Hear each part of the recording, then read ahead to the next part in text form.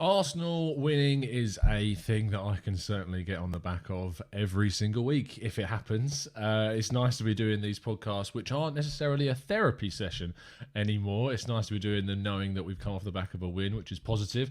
And I'm going to be joined by two guests to discuss yesterday's game. Apologies for our Western listeners in Canada and North and South America that are obviously going to be right asleep right now. But as it is a Wednesday show, we don't typically have games on Tuesdays, really, being a Europa League team now. But obviously that means the podcast the day after needs to be a morning show. So apologies for that, but I hope you can catch up and enjoy it and leave a comment in the description anyway. But let's crack on with today's show and talk about Arsenal's second win in a row.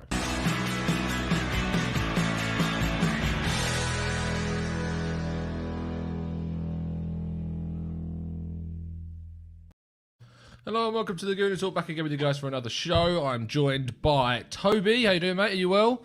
Yeah, not bad, mate. Especially after the win yesterday. Top stuff. That's why I woke up a bit earlier. That's the only reason you're More here. excited. Yeah. Good stuff, mate. And Dan, how you doing? It's been a while. Yeah, all better after a win. I probably wouldn't have woken up. Two wins. 100%, boys. Obviously, Dan and Toby are both two of our expert members, and they're very welcome onto the channel, as you could be if you help support the channel and join up as an expert member and get access to our Discord server too, which is popping off every single day, especially during the games. But we're going to kind of talk about, it's a weird game for me because it's a game of two halves. I've seen a lot of people put onto social media. The first half was very dire. The second half certainly improved, and Arsenal was certainly the better side in that second half. Toby, I want to come to you first. When you saw the lineup with only one change, when we only played 3 days ago, how did that necessarily make you feel about the match? Positive. I still think we can play our same squad in 3 days, even though it's about fitness. And I even said I think Laka should have started from the beginning. Yeah. But yeah, when I saw the lineup, I was positive, and I thought we could get a result, and we did. And I have no problem of Mikel. Even the youngsters, you would have thought they would have had a rest, but they didn't. He put faith in them, and like Emil came off the pitch. He was one who got substituted, and Martinelli, and they were both on the ground basically. They were literally slow walking off. So that shows me that they can do that. They have the ability to play. Like the youngsters were playing Europa, they're not playing in the Premier League on the Sunday. So maybe that's given them a bit of edge to push a bit more in training and actually become full fitness. So I was positive about it. I was. Good stuff. Dan, I mean, the lineup itself, do you think that the fact there was a little rotation kind of led into the fact we started pretty slowly and passively? I'm not really sure, to be honest, because, from the Chelsea game, I really liked Lacazette playing, and hearing Arteta after he had a sore back, which I guess that's why he didn't start. And Aubameyang, I'm not sure he gives the same as Lacazette in terms of the hold-up play, and maybe that's what we were missing at the beginning of the game, and maybe at half-time Arteta realised that. Sorry to stop you there, Dan, especially when we had the same front three as Saka, Martinelli, and who's the other one? Smith Rowe on against Chelsea, and Laka played that role so well. Why did he change it? Against Brighton when that three was the same as well. I think just because of this sore back, apparently. I'm not sure whether had he been fine that he still would have played or Alba would have played. But at the end of the day, I remember Arteta saying a few weeks ago that Aubameyang's the captain. He always plays. He won't get dropped. That kind of thing. I'm not sure what to make of that. And Tom, to stop you there, you said, we started at the start. We've been doing that for all of the season, starting slow. So I don't think it was just this game. No, I agree with you. I think that when you look at the Chelsea game, we started very much on the front foot. And I think that initial reaction in the first 5 to 10 minutes against Chelsea gave me kind of that belief, okay, maybe we have turned a corner. Maybe the inclusion of Smith Rowe and Martinelli means that we can start on the front foot in these games. But when we started against Brighton, for me, I was a little bit disappointed. And I mean, when I was doing the watch along with Hugh, we were having conversations with pretty much, I'd say about 60 to 70% of the conversations weren't about the game specifically, because so little was happening in the actual match. And that obviously led into a little bit of a downer going into half time. I don't want to spend too long on the first half because, as I say, very, very little happened. There was some worries defensively. El Neni, I thought, had a very poor game for both halves. I was surprised that he did start over, say, Ceballos or Mainsley in the middle, because he's played a lot of football over the last few weeks. Not necessarily because his form has been bad. I thought he was quite good against Chelsea. But he's played a lot of football. Arteta stuck with him. But Dan, for me... Sorry, we'll go to Toby first on this one. For me, I look at El Neni and go, that is clearly a player that, at Arsenal, what we want to be doing, we need to obviously upgrade upon. I still think El Neni could be a good squad player. Yeah. I don't think we should get rid of him, to be honest. I know, and that's the thing. Arteta probably could have started Ceballos, but maybe for away from home, 2 more of defensive midfielders in front of the back 2 centre backs, that probably would have helped him more. But yeah, I still think we still need that area. Like a centre mid next to a Partey, but I think keep El Neni for a squad player, and you can rotate. You can bring him into the Europa League games and the FA Cups. So that will mean giving him a new contract, because he's only got a year left. Even putting it on a year, you don't have to give him the 2 years or 3 years. Give him a year, and he'll probably stay for the same money he's on.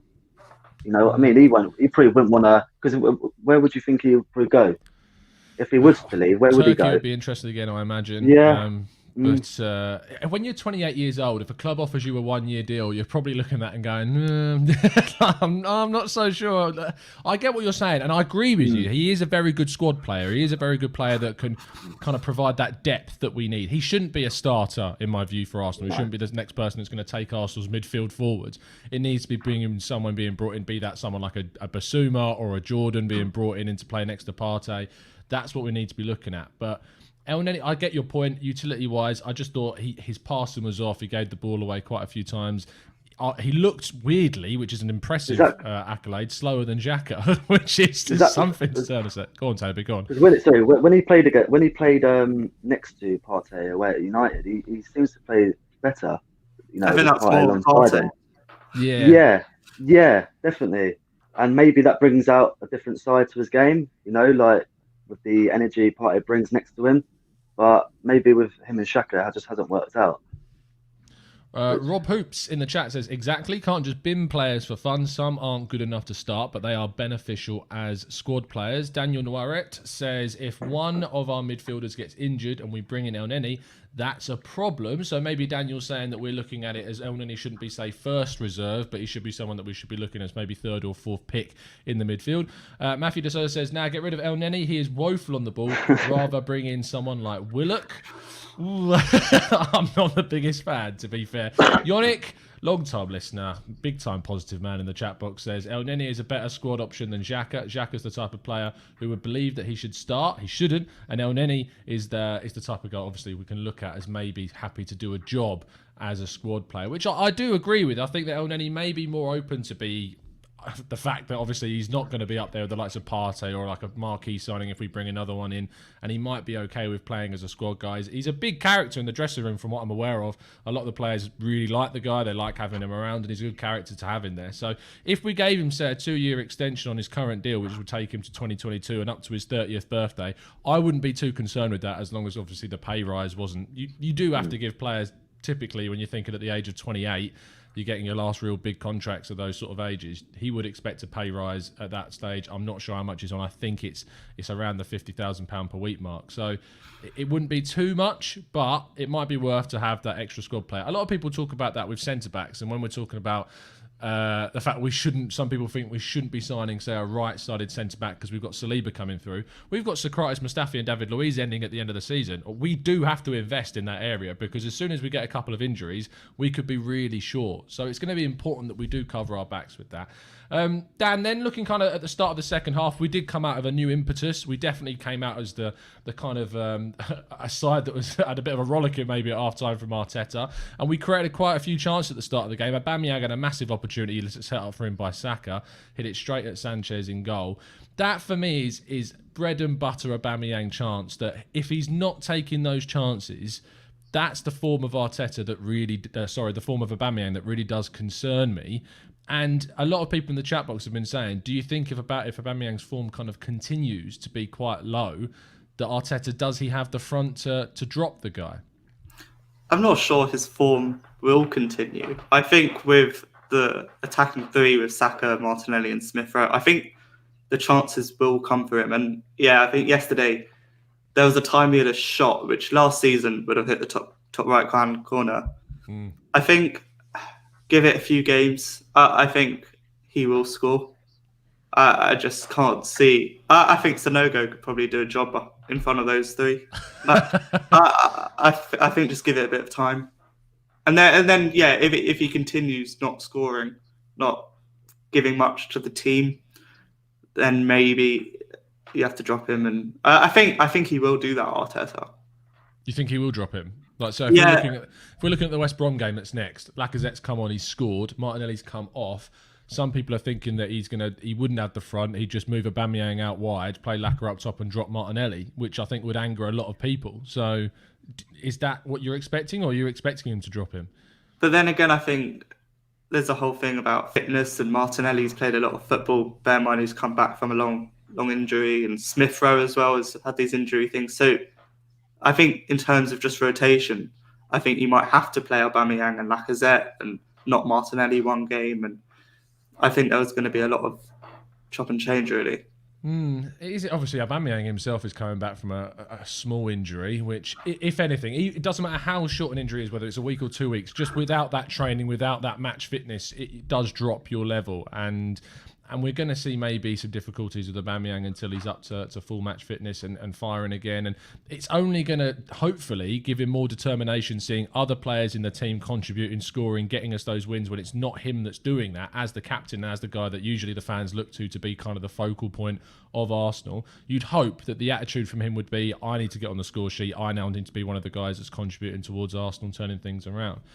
We did eventually get the goal through Lacazette, Toby. It was all about Saka for me down that right-hand side. And I don't want to talk about Pepe just yet, but Saka on that right is kind of making the position his own. And the fact that he's crossing really well with his right foot, not only his left, is certainly kind of feather in his cap that could push him to make that right wing slot his own for kind of his Arsenal career. Yeah, I thought it would have been unbalanced to put him out on the right. Because we knew he was a ball carrier and could cross with his left really nicely, and it was him and Tierney down that left wall. We thought, okay, that could be the left-handed side for the future. But now he's gone to the right. I feel like he gives us another option of not only beating a man and whipping it in, but he could beat a man, drop the shoulder, and even when he drops the shoulder, he could bring his head up and pick a pass, or he could probably go for it himself and shoot like he did against Chelsea, and that was on his right foot. So yeah, I like him out on that right. And it showed Saka as well, not only Saka, but the Martinelli and Smith Rowe showed me yesterday that they can do the dogged side of the game, because it was, like we said, it was a completely different game to Chelsea. So it showed me that they could do the free-flowing football together.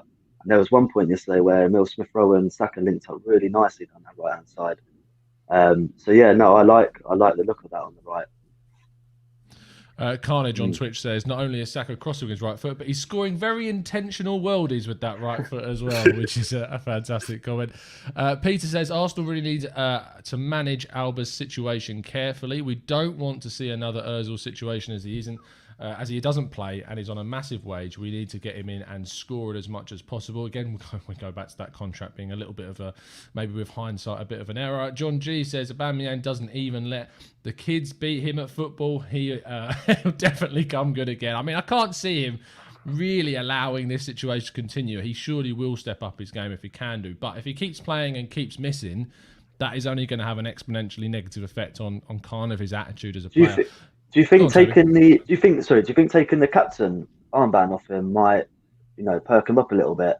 I think it'll do the exact opposite, to be honest. Yeah, do you think? Not even him focus. I was thinking yesterday, as a striker, I play football and I'm a striker, and having the captain armband as well, that would just be extra pressure to perform. If he takes it off Aubameyang, it's going to Bellerin. I don't want to see that. Yeah, no, yeah. If it's that, then no. Definitely not. I don't see who else it would go to before him, other than maybe Laka as experiencing David Luiz, with David Luiz being leaving at the end of the season. He looks to those senior players, the leaders. I think that Tierney is quite far down his kind of pecking order of possible captains, not because of a lack of character, just because I think he looks at kind of the experience as a key part. That's why Rob Holding took the armband, is now 26, I believe he is. So you're looking at kind of him looking at those experienced players, and Aubameyang is one of, if not, I believe now, the most experienced player playing regularly in the squad.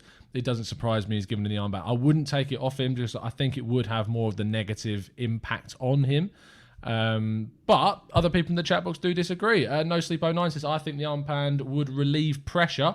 Tierney needs to be given the armband. Omar says Aubameyang shouldn't have been given the captain's armband to begin with. Rahil says, people forgetting that Aubameyang is coming back from an injury. He did score against Southampton before he got injured. Have some faith in him. The guy carried us for 2 seasons. David Morsley says, do we need to give Tierney the armband as he is already elite? I mean, I talked about this with you, actually. I was like, is the captain's armband really something in 2020 football that is a genuine kind of fulcrum of a team these days? Because I think teams, the best teams in the world anyway, have got multiple leaders on the pitch that don't necessarily need a physical armband to be a leader on the pitch. I don't know what either of you think about that one. Yeah, I think you're right. I mean, Jacques always says that he's a leader, whether he is or not. I think when he got stripped off the captaincy, he still showed a bit of leadership in the way he's shouting at players in the game, and he actually was a better player for it.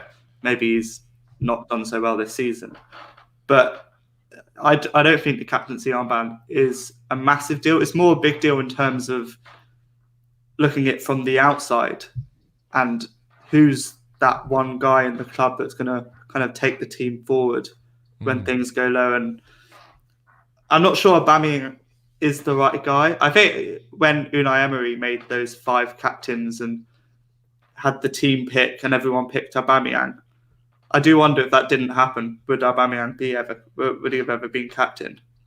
But obviously the players like him, and I think maybe that's what's important. Toby? Yeah, I agree with Dan. I remember reading Andy Cole's autobiography, and it said in there about when he got shouted that sort of thing, he was like, "I'm the captain of my own ship," sort of thing. That was his phrase.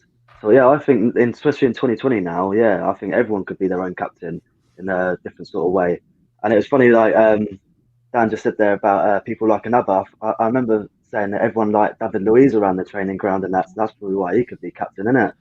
So I don't know. Yeah, you can't. I don't know. It's just one of them ones where maybe the manager just thinks differently of some of the players and probably picks the one that he thinks will do best for the team. But I don't know. Because go on. Who is vice captain? Sorry, mate. Sorry, who is vice captain again? It's Laka or Bellerin, one of the two. It's a weird conversation. I look at kind of the characters, not just at Arsenal, but in general around football. Football's very different now. You've got kind of your little cliques now, and your groups and your friendship groups are within teams. Whereas before, watching the '89 documentary, learning from what Tony Adams would say about his time with George Graham, and it was very much about his job as captain was to make sure the players were doing what the manager wanted. I don't necessarily see that in Aubameyang right now. I haven't actually seen it in an Arsenal captain for quite a long time. And when you look at kind of the role of a captain, for me, it is something that spreads across the entire team. You can have multiple captains that don't necessarily need that official label. You need to have that leadership quality within you anyway. I feel like Leno can do it. I feel like Tierney can do it. I feel like Holding has that capacity as well. Martinelli does it, not even vocally, just with his own performances in a kind of leadership kind of way, to be an example to others and inspire others. We saw that clip of him attacking that Chelsea backline, which inspired Lacazette to then push on and press himself, which then led to us eventually winning the ball through Smith Rowe pressing as well. So I think that some captains can be vocal. I think leadership could also come from kind of your attitude and the gameplay that you use on the pitch at the same time. And then couldn't you say that with Aubameyang the last few seasons, just leading in a way on the pitch? Which in itself means that when the form drops, and that kind of drops for Aubameyang, is that a little bit then more fragile as a leadership quality? Because as soon as your form drops, you become less inspiring and you're having less of an impact on the team. And maybe you think it's something... Sorry, Dan. Sorry, Dan. No, you go, mate. Sorry. I think maybe that's where Martinelli's pressing is really vital, and we don't necessarily see as much of that from Aubameyang. So that's all I was going to say. Yeah. Toby? I was just going to say, do you think it's something that it can't be taught? It's just within you naturally. Yeah, we're talking about Martinelli. When he come in, he was that straight away. You know, like pressing with his his game. You know, running. And who else have we got? Not other really leaderships, but yeah, sort of like that. You can't. When you look around, I was just going to name someone else, but not really. And Tierney, Gabriel, I look at as a leader, the Brazilian centre back. He's obviously one I look at. I do look at Bellerin in a way for his experience and on the right hand side, but his performances allow him to drop sometimes so much, and that becomes a frustration. Tierney, of course, is just a no-brainer. Leno's a difficult one. I feel like Leno's the type of player that as he develops and becomes more integrated into the squad, the longer he's at the club, that will be something that develops within him. I think he has those qualities. They're just kind of... I mean, speaking to Drew, he was never kind of a guy that would marshal his defence when he was at Bayer Leverkusen. He was never the guy to really shout. But I have started to see it happen more at Arsenal, and maybe it's something that's growing from within him that we'll see gradually as he gets more integrated and more established at Arsenal. But in general, it is something that we are lacking. I think Thomas Partey can be a leader in the middle of the park when obviously he's there.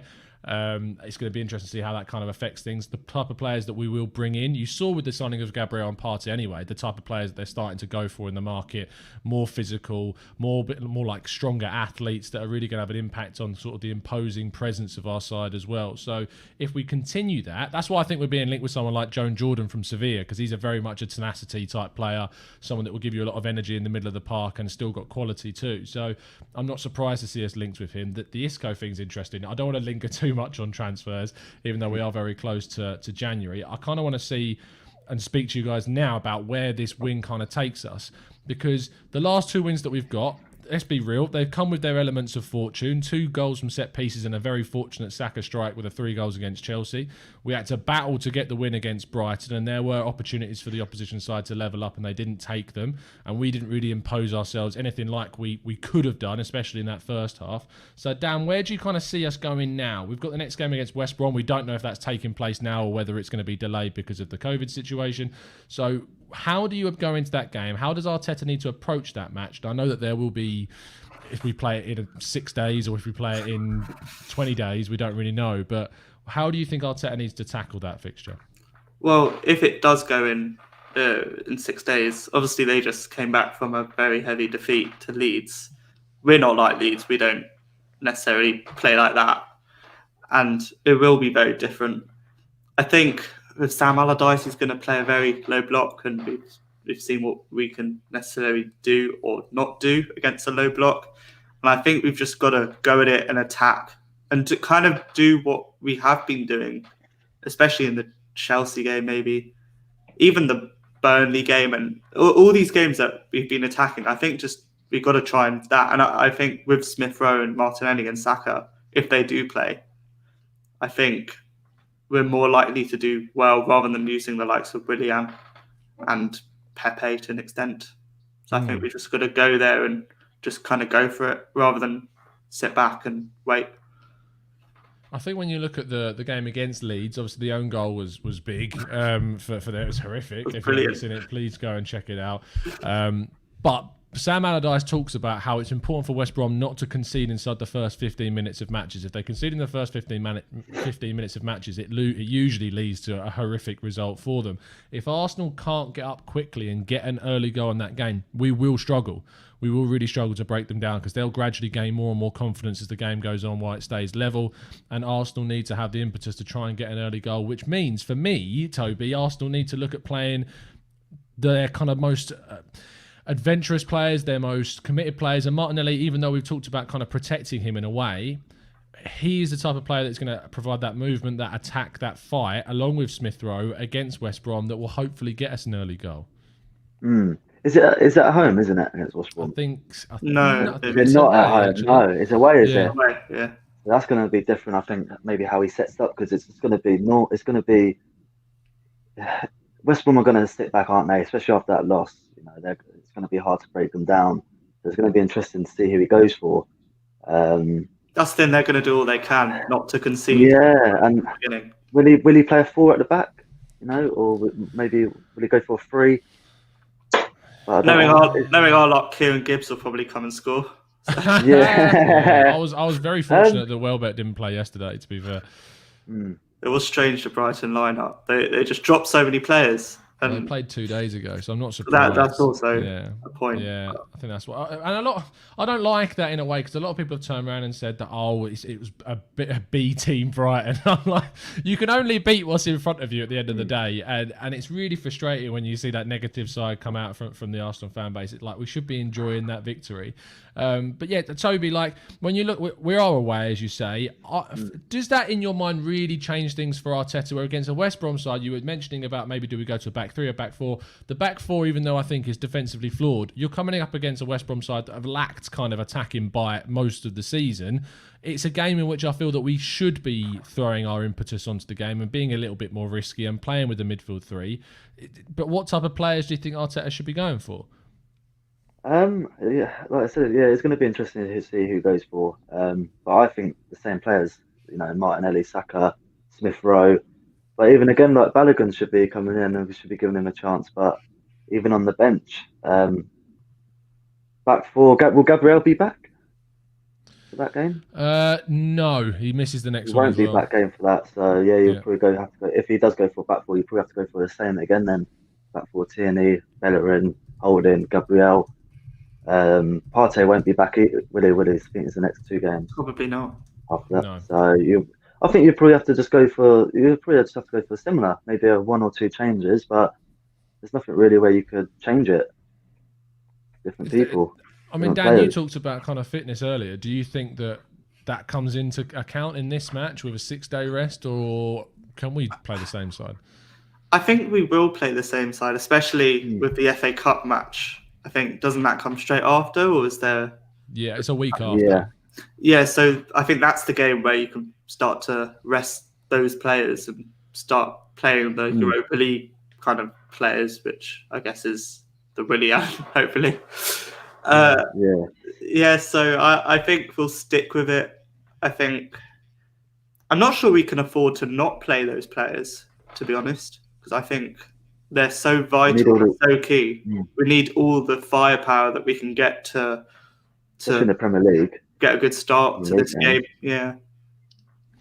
Let's go to, for the last 10 minutes or so of the chat today, let's go in and go through some of the questions of the guys in the chat box. Divyun, Toby says, what's going on with Nelson, do you think? Well, was it someone who's an injury? I saw his Insta post. He was at home, obviously, from the game. Maybe it was something to do with an injury. But like I said, he's not been given the chances that he deserves. He gives 1 game and then Arteta don't bring him in for the next 3 or 4.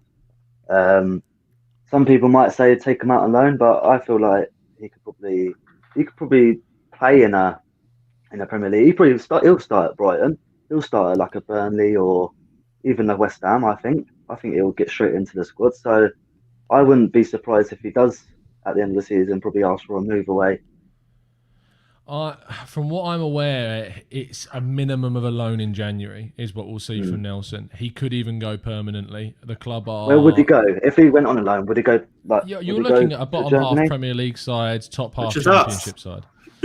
He's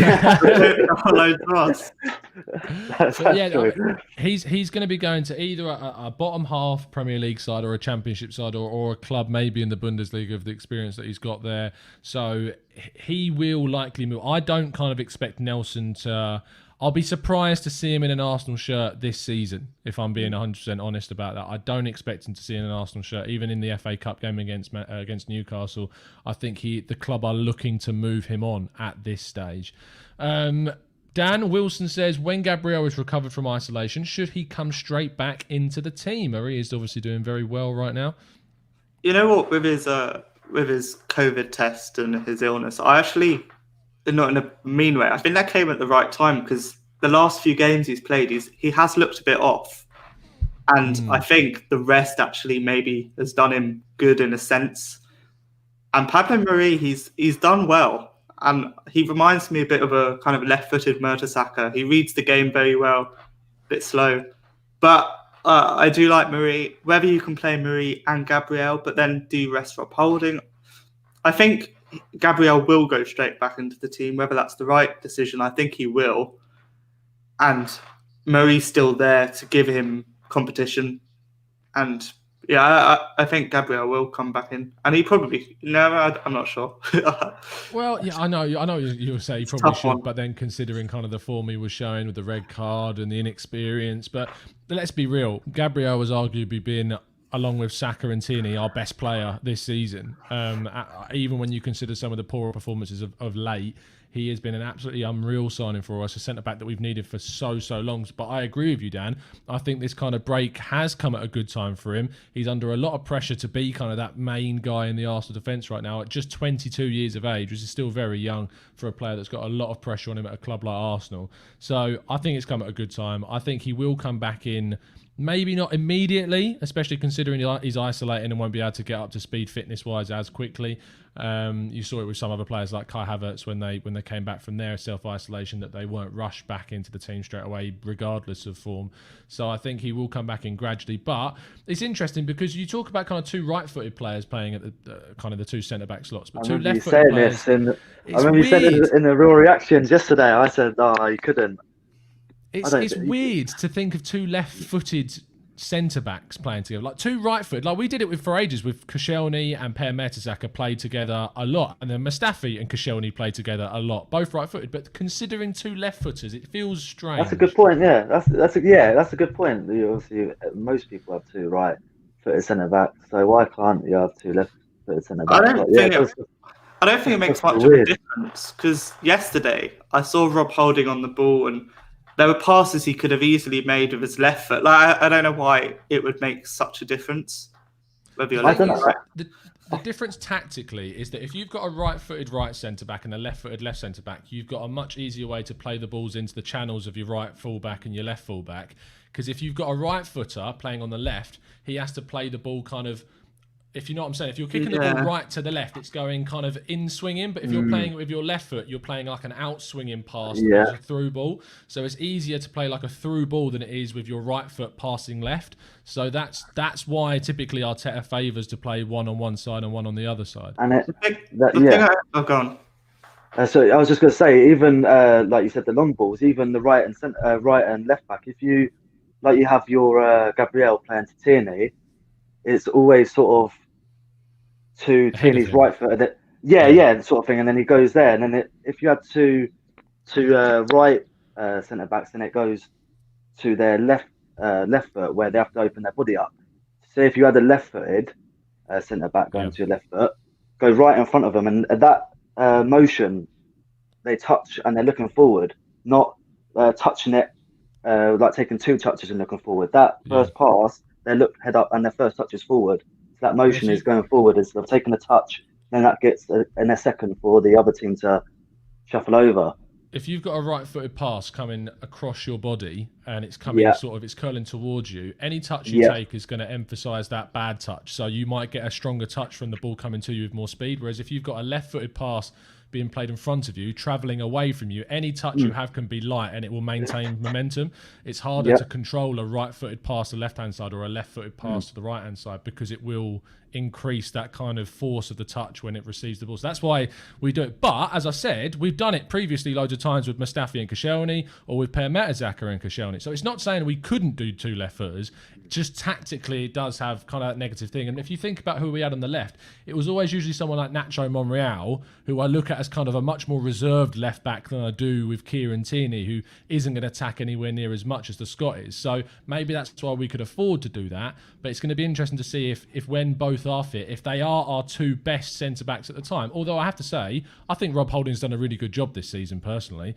and I don't think he deserves to be dropped at this stage. But if Marie and Gabriel are the best guys to fit the job, or the best guys that are around at the moment defensively, especially coming up against some really good attacking sides in the future, maybe it is the right decision to go with them. We've lingered on that question for quite a while, so we'll move forward. David Maudsley says, will West Brom be tougher for us as they won't come out to play? They drew with City and Liverpool. Also, we can't be expecting to win easily regardless of their result last night, as that could have been a blip. I think it will be difficult because, they will sit back and they drew with the two best teams, you could argue. It will be tough for us. I think we've just got to go for it. And I think with Smith Rowe and Martin, we've just got to kind of hope that it works, what we've been doing in the last few games, and the nice kind of 1-2s, the triangles that we make. And we've just got to hope that works. And it will be a tough game. Yeah, I think it's a difficult one to kind of navigate, because we come up against these sides that ultimately can sit with a low block. Like we had it with Brighton last night. We struggled to kind of break them down, and eventually we got a good goal, and it took a lot of good play to get that goal, and a good finish from Lacazette, which it was fine margins. He couldn't have put it closer to the post if he tried. So it's going to be a game of fine margins, but we can't underestimate them. I feel like Arsenal typically do this in games. We underestimate teams, and then they hit us on the break, and that costs us. So it's going to be something that we need to. I think it's probably be down to the substitutions again as well at the right time. I think, like I said at half time in the Discord, when Arteta make the change, and he made it at the right time. I think on the 62nd minute, and it proved to be the right one. So I think that might be key. Wilson says, which teams can Arsenal realistically catch? Which is an interesting one to talk about, because I was looking at the Premier League table, which I'm going to throw up on the screen for you guys just to see. Here we go. And it's considering how bad the season has been this year, you look at the teams around us and who are above us, and Arsenal are now 6 points off Aston Villa in 5th, who I know have got 2 games in hand on us. But you've got 6 points off them. We're 6 points off Chelsea, who spent over 200 million quid in the summer. We're 6 points off Spurs, who was protracted title contenders earlier on in the season. And we're 6 points off Man City, also I know I've got 2 games in hand too. But you're 6 points against Southampton, who were second just a few weeks ago. Actually, I think they were top of the table a few weeks ago. So whilst I know that we have not been good this year, we've kind of put that gap between us now and 18th. We're 9 places off Fulham. And we're kind of looking forwards now. It is amazing, Toby, how quickly a couple of wins can push you up that table so significantly. One game at a time, Tom. That's all I've got to say. One game at a time. That's all I've got to say on that. Fair enough. That's fair. I know a lot of people have said that, but it's about kind of, I want to see, in a way, people being confident, people being hopeful, and not complete end of the world thinkers. And I felt that we got that. If we're looking at a position at Arsenal where you've got us being 6 points off of relegation, how many people were shouting at Arsenal being that you're in relegation form at the moment, you're going to be battling for survival? So when we're 6 points off of a Chelsea that are sitting in 5th or 6th, I don't feel like it's too out there to say that anything can happen at this stage. And if Arsenal can pick up a few wins, we could be in a very, very different position that we have been over the last couple of months of the season. Yeah, I mean, I think you win the next game and the game after. We're right back in it. And that's the thing in the Premier League. There aren't many teams that have done well this season. I think even Liverpool haven't done well for them in comparison to the last few.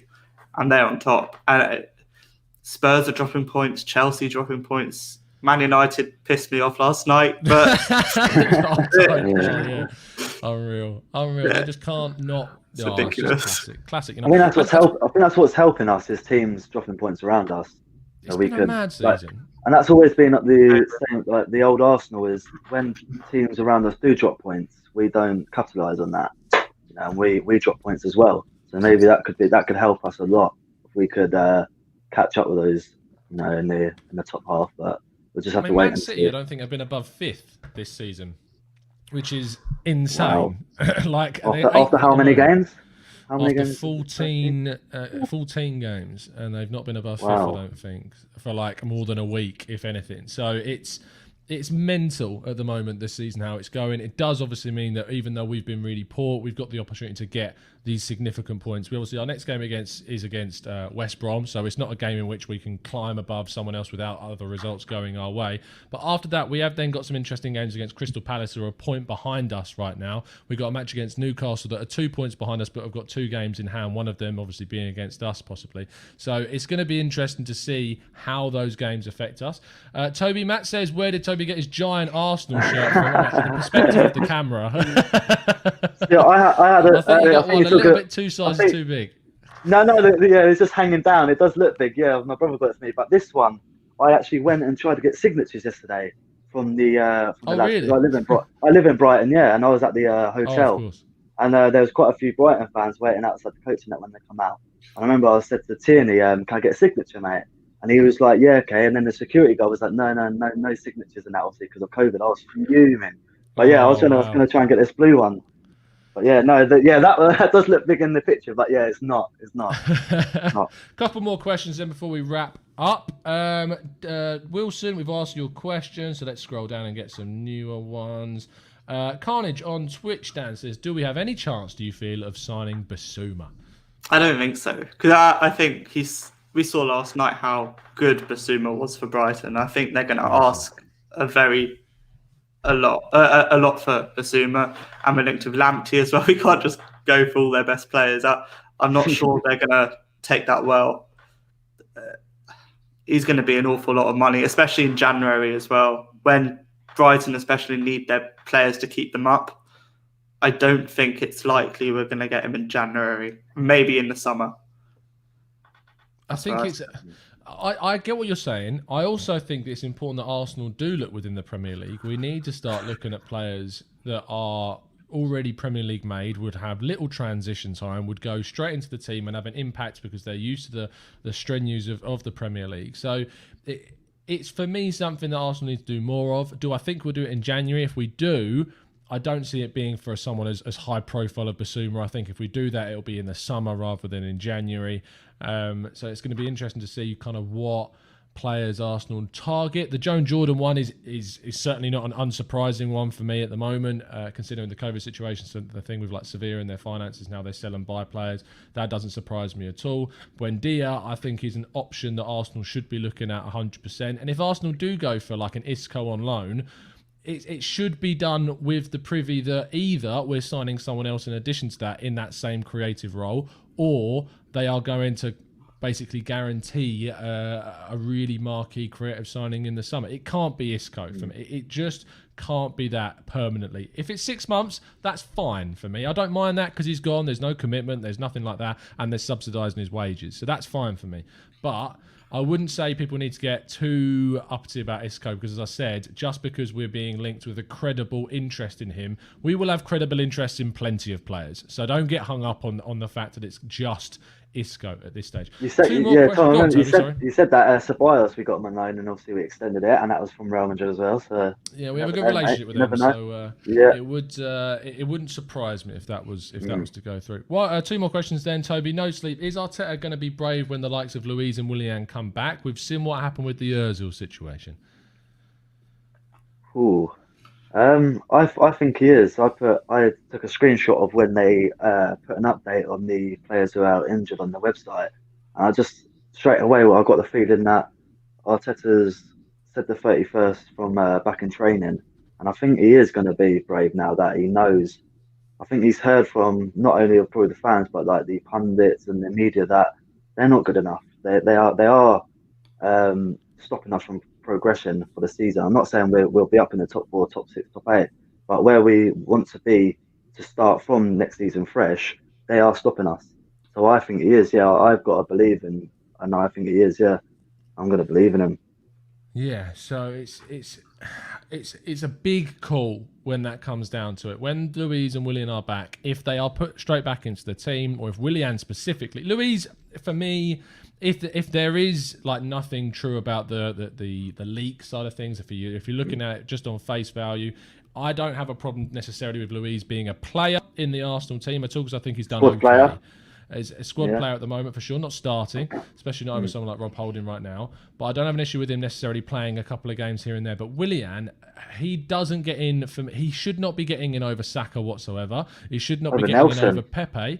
Nelson, you could argue, but Pepe, who we've invested £72 million in, if you're putting more time into someone who's 32 years old, that was a 10 million signing on fee, I understand, but you cannot be putting more emphasis on someone like Willian over a Pepe. For me, it doesn't make any sense unless you're looking to sell Pepe, and even then, you're wrecking his value by not playing him anyway. So it's a really, really strange one. Last question to Dan for today's show. Let's go to. Let me scroll up and find a different one. Here we go. So Matthew DeSoto says, should we sell Bellerin if a decent bid comes in? Perfect one, Dan. So over the Discord server, I've very much slated Bellerin a lot. I think at least you're honest. Yeah, I think his positioning is all off. His pace is gone. His defending find you, you know that. Yeah. However, when players play well, I will say that in the last 2 games, I actually think Bellerin has done very well. Whether that means I want to keep him, no, it doesn't. But maybe that just rises his price. I think if a decent bid comes in, I think we have to accept it and look for another right back, because Cedric, not sure. Mainsley is not really a right back. No. I think we have to sell him, personally. Move him on. Move the Wenger kind of players on. Well, yeah, I mean, there is still a lot of Wenger players at the club, of course. We've got Holding and Aubameyang and Lacazette, etc. But it'd be interesting to see, of course, how good Jordan Osei Tutu comes back from his loan at Cardiff. I know he's not been playing a lot because he's been injured. He's had a hamstring injury that's kept him out for the latter part of the season. But he was starting every single game for them at the start of the season, played their first 5 matches before getting that hamstring injury. So if he comes back into the squad for Cardiff from recovering from that injury and gets those minutes up and looks impressive for them, then maybe that's something that we can kind of look at as a future option. But if a good bid comes in for Bellerin, and I mean a good bid, like you're looking over 25 to 30 million pounds kind of bid for him, then I would be inclined to look at moving on, trying something different, and seeing where that goes. It's not a criticism for me of the player. It's just thinking maybe sometimes a player's time at a club has come to an end, and that might be where it is at with Bellerin right now. We do have youngsters as well. We've got, I think, Alabisu, who's now training with the first team. Maybe he gets a shout because he's looked quite good in the... And is it Norton Cuffy? I think his name's so, right back. I think youngsters always get in, but I think Mainsley is an interesting one. You know, because I remember the pundit saying when he come on yesterday, like the young players, not so him. Now he's 23, sort of thing. Like he's not young anymore. It's not like it's not. Not and young. I think if he's not gonna get a look, I think he's just got to leave and play first team football. To be honest. That makes me feel so old. That's going to be interesting. He's not young. Matt says, really good show. Top stuff by Dan and Toby today. Thank you, Matt, for the comment there, mate. Absolute legend. Thank you so much for tuning in, people. I know it's been a shorter podcast than usual, and obviously in a Wednesday morning. It's been a busy day and work starting later, so apologies for that, especially to our Western listeners that will be waking up very, very soon to watch this on catch up. Thank you, Dan. Much appreciate your time this evening. See, that's what the mindset I'm in this evening. Never do a podcast in the morning. Thank you, mate. Appreciate that. Cheers, thanks. No worries. Do you want to tell people where they can find you on the old social medias? Yeah, I mean, I don't really do Twitter. It's more just on Discord, really. That's fair enough. I mean, if you want to speak to Dan in the Discord, you can do that, but you have to join up as one of our members, of course, as Toby and Dan both have, and that's why they're sitting in the chairs they are now. Well, obviously, you bought the chairs specifically. Yeah. But on the show, Toby, thank you so much, mate. Do you want to tell people they can find you and your channel as well? Yeah. Now Arsenal on YouTube. I'm looking at where I live now. I think we're looking to go into Tier 5.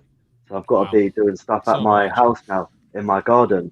So, but I'm looking to do some football stuff. I do play football, and that league's been suspended now. So I'm looking to help some people out, young, old, during the COVID situation. And Twitter, Toby House. And definitely getting the Discord server, and that's really good fun. People having different opinions all over the world. So Exactly. Definitely Bringing recommend. people together in the TGT community. Fantastic stuff. You can follow us at the Goon Talk TV. You can follow me at Tom Canton Media on the socials. And, of course, subscribe to the channel if you're new. Drop a like on the video if you've enjoyed it. And thank you so much for helping us reach 20,000 subscribers, which has been pretty crazy as well. And as I've said already, if you want to join up with the Discord, make sure you join up as a member, get exclusive content, which I do promise is coming soon. I said the Christmas period's been crazy. I'm speaking to Alvaro Romeo, so I'm hoping that he's going to come on for some of our members very, very soon. Graham Hunter as well, fingers crossed. So we're going to try and get a few more people for our expert members and our other members, of course, to listen to as well. And we're going to have a couple of chats with some of the regular podcast guys for the Plus members also. So plenty of stuff is coming down the pipeline. We will see you again very, very soon. And as always, up the Arsenal. Up the Arsenal.